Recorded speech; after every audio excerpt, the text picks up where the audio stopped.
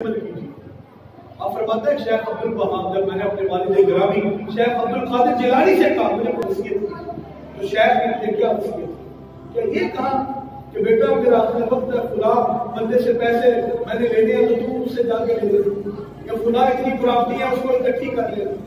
हम तो इतने हम गैर गए गुजरे लोग हो चुके हैं कि हमारे मरने के बाद भी लोग हमारे शर से महफूज नहीं करते। किस तरह?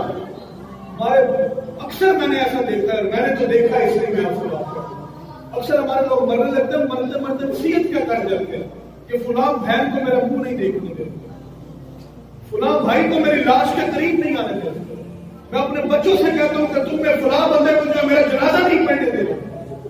हम तो मरने से पहले भी लोग हमारे शर से महफूज नहीं रहते। लेकिन हजरत शेख अब्दुल कादिर जिलानी का हाल देखिए, ना बेटे से ये कहा बेटा जनाब बनाना, ना ये कहा कि बेटा पैसे इकट्ठे करना, ना कोई और बात नहीं, बल्कि कहा बेटा तुझसे एक वसीयत करूं, वसीयत ये है पल्ले बात नहीं बस ये तो की दिया आपने सुना कि बेटा जब भी डरना तो सिर्फ और सिर्फ अल्लाह से, जब भी उम्मीद रखना तो सिर्फ और सिर्फ अल्लाह से, जब भी आंख फैलाना तो सिर्फ और सिर्फ अल्लाह के सामने।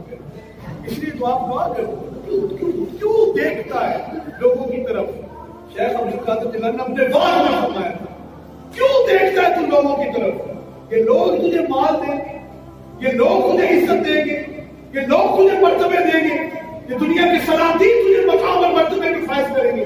आप फरमाते हैं इनकी तरफ न दे, अरे उसकी तरफ दे जो हर वक्त तुझे देगा। अरे उससे मोहब्बत कर जो तुझसे मोहब्बत करता है। अरे उससे मांग कि अभी तू मांगता भी नहीं है वो मौला अता कर देता है। आप फरमाते थे उसके दरवाजे पर जा कि तू हजारों गलतियां करके फिर उसके दरवाजे पर जाता है वो फिर अता कर देता। तो आप फरमाते थे कि हर शय को अल्लाह तबारक व तआला की खातिर उससे मोहब्बत करो, हर मुताबिक है उसको थाम लो। आप फरमाते थे तुम लोग किस नाम के मुसलमान हो? आपने एक बात में यह भी फरमाया, ये छोड़ दो दो रंगियां, आधे तीतर और आधे बटेर बनना छोड़ दो, मुनाफिकत छोड़ दो, झूठ छोड़ दो, गीबत छोड़ दो। तो शेख अब्दुल कादिर जिलानी की जिंदगी का ये खासा है, कभी आप अपनी सारी जिंदगी पढ़ के देखिए, शेख ने अपनी पूरी जिंदगी में कभी झूठ नहीं। और इमाम इब्न तैमिया, ये जो अहले हदीस हज़रात हैं, ये उनको अपना इमाम मानते हैं और उस वक्त का मुजद्दिद कहते हैं। वो कहते हैं, वो जो इमाम इब्न तैमिया जो अहले हदीसों के बहुत बड़े इमाम, उन्होंने भी लिखा है, वो कहते हैं कि अल्लाह ने शेख अब्दुल कादिर जिलानी को जो मकाम और मर्तबा अता किया था, उसमें एक मर्तबा ये भी था कि मेरा शेख जिस दिल मुर्दा दिल की तरफ निगाह उठा के देखता था, रब उस दिल को जिंदा करता।